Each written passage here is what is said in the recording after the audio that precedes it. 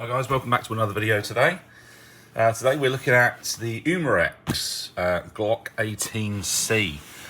Umarex, a lot of people get this sort of muddled up with Umarex Glocks, but basically what you have is the Umarex brand basically own the licensing to Glock. So essentially they've gone to Glock and said, we want to produce a brand or a range of branded Glocks which are sort of all, you know, with all the licensing.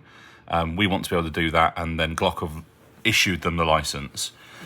So then obviously Umarex will approach various companies about creating these products. So when we say it's an Umarex Glock, there are a few other OEM brands. Most of if not all of the Airsoft Glocks are made by VFC, which this one does as well. Now, this example I've got is a very tatty version. I got this used secondhand. It was going to be used for a different purpose, but I've decided to go down a different route now, so I kind of have this surplus to requirements. So I thought I'd just do a video on it so you can see the ins and outs of it, how it differs from, say, a TM, and, you know, what it's like internally, what makes it tick. So we'll remove the magazine for now. The Umarex Glock 18C comes with this extended sort of 30 round magazine. Well, officially the real steel is 30 rounds. And it's a standard VFC affair where you have the fill valve at the top here. And it's a curved seat, very much like a TM. So it's a curved gas router. Nothing particularly to say about the magazines other than VFC do a very good job of making sure their magazines seal really well. The reason why they do that is they have this 3-screw affair. You can see apparently this is a V2 magazine. Now the 3 screws mean that it's a nice even pressure down on the gasket. And it is actually a gasket in here, rather than Turk&Rui spec Glocks have like an O-ring internally. So this is a far better system at retaining some kind of gas seal. The place they do leak out of is sometimes the fill valves. The fill valves on VFC seem to be very weak. If you press in too hard, you can actually break them. And they sometimes leak out of the exhaust valves, which obviously, you know, happens over time. Other than that, pretty unremarkable, very similar to a TM, and generally you can mix and match, so you can use some TM mags in VFCs and vice versa. In fact, we'll try that out in a little while. So looking at the pistol itself, it is a Gen 3 Glock 18C. When we talk about gens in Glocks, what we're generally speaking about is the frame design and the overall design of the pistol. There are some differences in slide, recoil guide rod, and mainly the thing to tell the difference visually is the frames. The Gen 3 have this sort of cutout at the top here and this lower section which is stippled. You also have finger grooves on the front, which were deleted on some later models. And some of the later models as well have grooves in the back to enable you to attach different back straps to it to expand the grip size if you need to. The other difference is that the magazine catch is non-ambidextrous. It only works from this side, whereas on the Gen 4 forwards, that's not the case. And if we look at, say, plus points of the VFC platform. One of the things from a realism side of things that I really appreciate is, obviously this is a metal slide, whereas TMs are obviously a plastic. Now, there's a few reasons why TM do use plastic on their pistols. One of them is because of their crazy laws in Japan. You know, you think that, for example, in the UK we have it bad. In Japan, it's extremely strict over there with what materials they're allowed to be made of, and also FPS limits as well.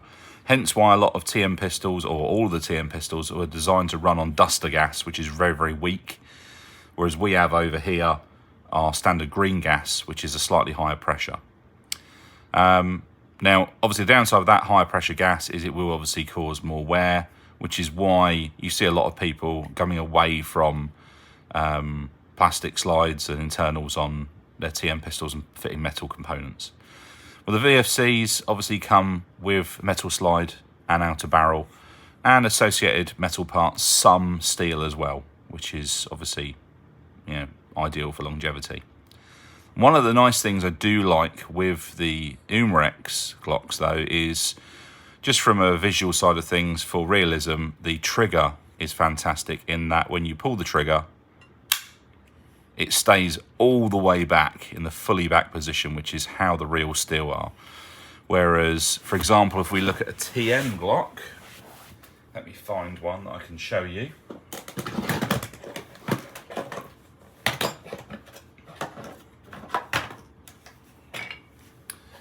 Here's a current project I'm working on. You may or may not have seen this one already. This one does sit quite far back, but you can see there is a bit of wiggle room in there, whereas this one is all the way back and there's a tiniest bit of wiggle room there as I press back on it. So TM spec, not quite all the way back, as good as you can get, but with the VFC all the way back here. And it's just a small nitpicky thing that I really appreciate with the VFCs. So internally, it's essentially a reworked Tokamarui system. VFC are very good at taking other people's sort of way of doing something and reimagining it. If we think and look at the M4 range, it is essentially a Western Arms system which has been sort of updated and upgraded. The Glock systems are obviously essentially based upon a Tokamarui system. A lot of parts aren't interchangeable, but it is essentially a very similar system, how it was designed. Other platforms they do, for example, they've got the HK45CT.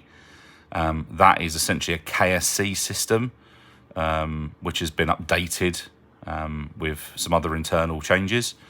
And obviously, we have the Glock range, which I just said is sort of a rip-off of the, or not a rip-off, but as an adaptation of the Tokamarui system. So just a quick look at the pistol. I've been waffling for a little while. We can see this one's got a lot of wear on it. This was originally two-toned, which I don't know if you can see there's some blue in here.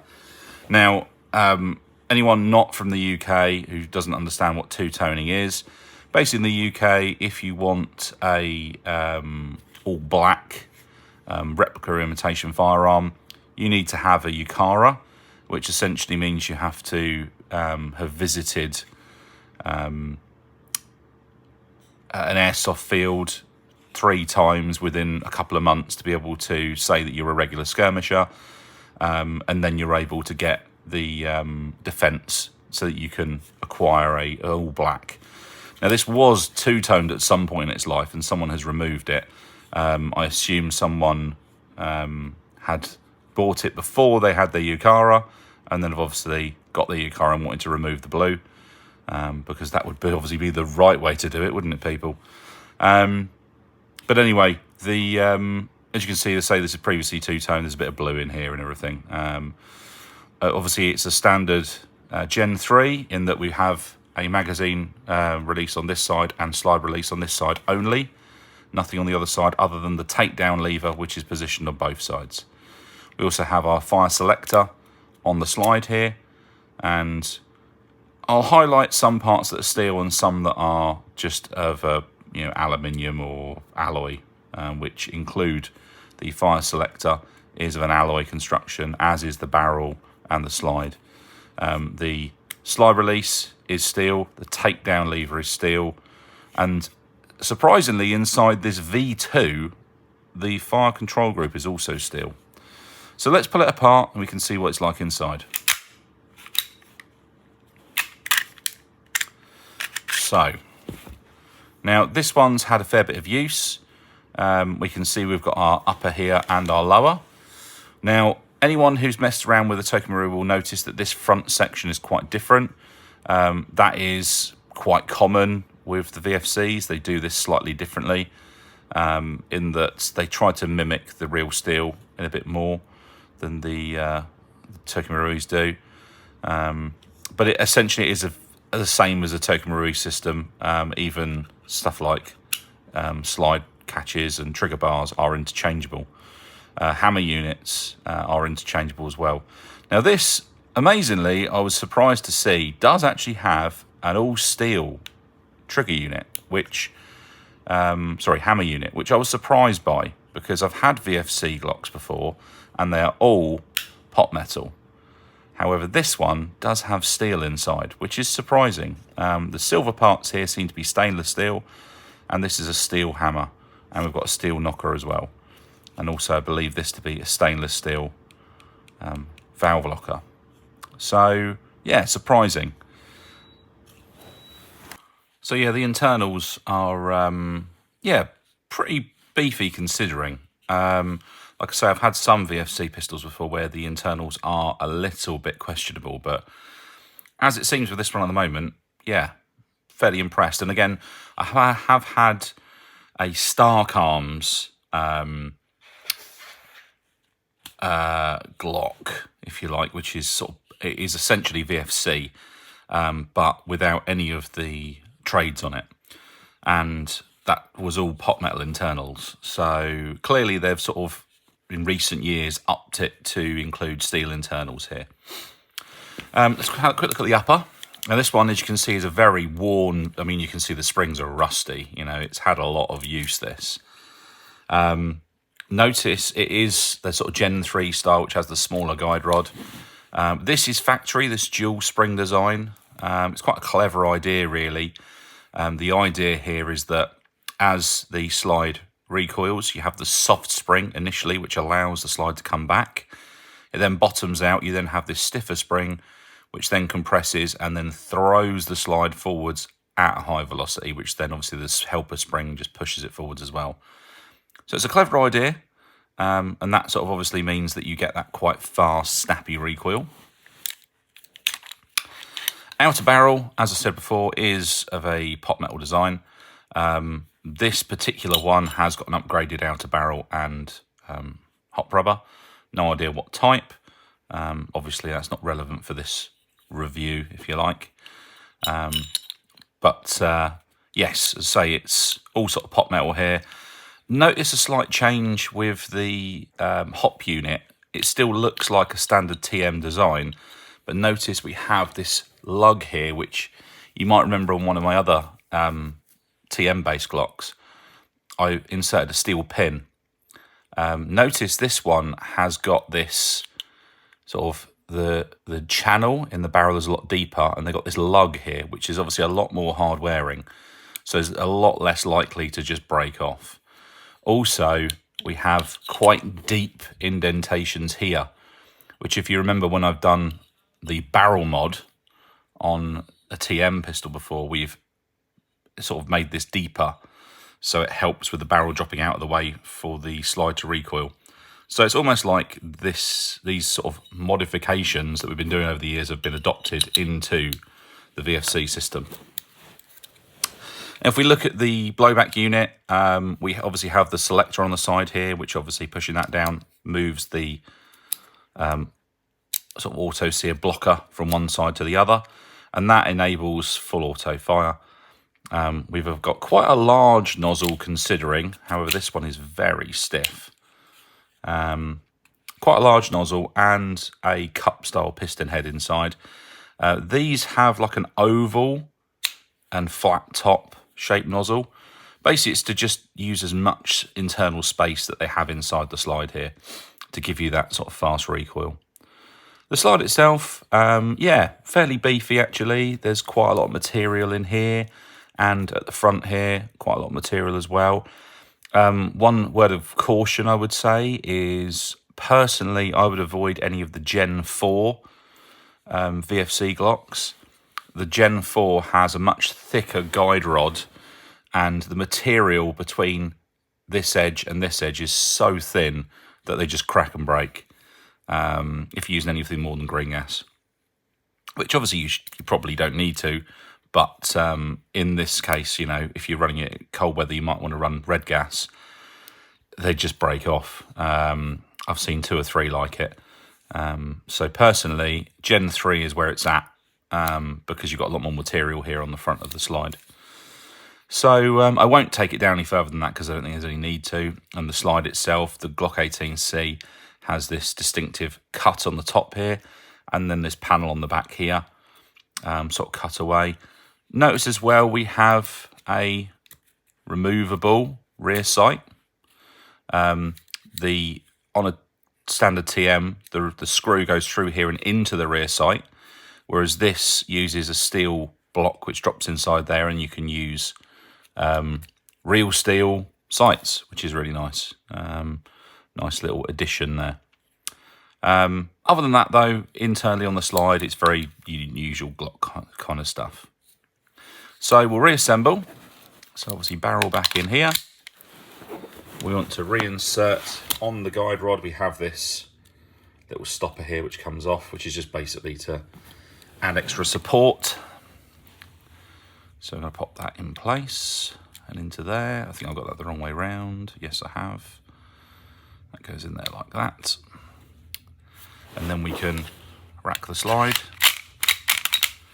Now, if the pistol does this, which Gen 3s are prone to sometimes, the thing that's causing the issue is the guide rod, as you see, poking out. If you get hold of the guide rod, you can release that back in. That will rack, no problem now. Also, one other steel thing I wanted to mention is the takedown lever is steel on here. Anyway, let's have a little test of it. So we're on semi-auto at the moment. Working really nice. We're a little bit low on gas, so I'm just going to top this mag up.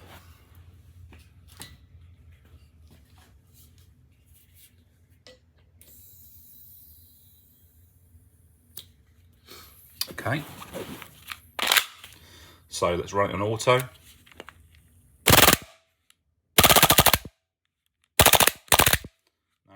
it didn't top up after all. Let's try again.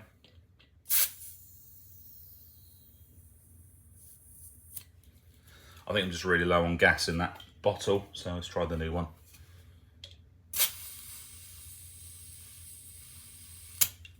Seems to be filling okay now. There we go. As you can see, very fast.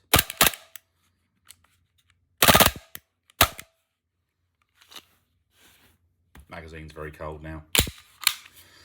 So there we go, guys. Just a quick look at the Gen 3 Umarex, VFC Umarex, Glock 18C.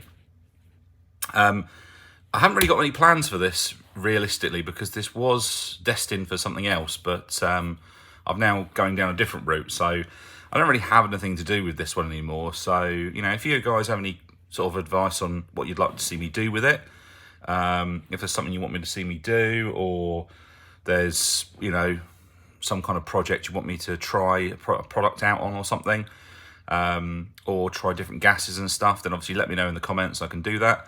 But for now, I'm going to be probably, you know, trading this in for something else interesting to bring to the channel, because again, I kind of, you know, don't have any need for this thing anymore.